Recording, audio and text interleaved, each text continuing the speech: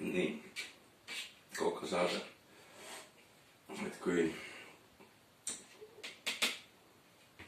olete haige. Tere, kallid kokandusinimesed. Et tihti tuleb ette, tervis läheb käest. Mida teha jalgadele? Natuke sinepit, natuke kuuma vett, jalad sult sisse ja ongi olemas. Mida pakkuda enda organismile? Vaatame lähemalt. Natuke küüslauku, natuke apelsiini, sidrunit. Vabandust, siin on ingver, jah. Ingver, küüslauk on siin. Eks ole? Ja et maitse oleks ka natuke parem.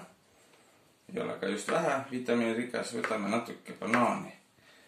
Vahendab maitset, pakub naudingut. Hakime ära. 1, 2, 3. Kauss valmis. Hopp, hopp, hopp, hopp. Sõbrad kaussi. Samal ajal jalad ikka vannis. Tervis tuleb. Kust ta pääseb. Ja mis meil on veel laual? Kohe näitan. Viimased tükikesed sisse. Mõistagi võib segada. Noh, kas just noa otsaga. Miks mitte ka lusikaga, aga miks ma veel ei pane lusikat sisse? Ma tahan võtta mett.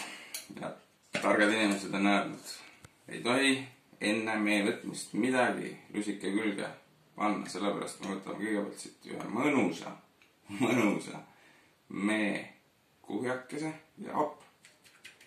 Siia. Ja nüüd võime segada. Kuulete, kui hea hääl. Samal ajal meenutan jalad sinepi vannis. Kuumas vees. Alguses oli väga kuum vesi. Jalad läksid punaseks. Aga tervis nõuab ohvreid. Ja kui oleme ära seganud selle mõnusasti, tegelikult võib lasta ka seista. Aga, et mitte teie aega raisata, et te saaksite ise juba jalgupidi, sinepi vanni, suud pidi, magusa lusika otsa, siis teie terviseks. Olge terved.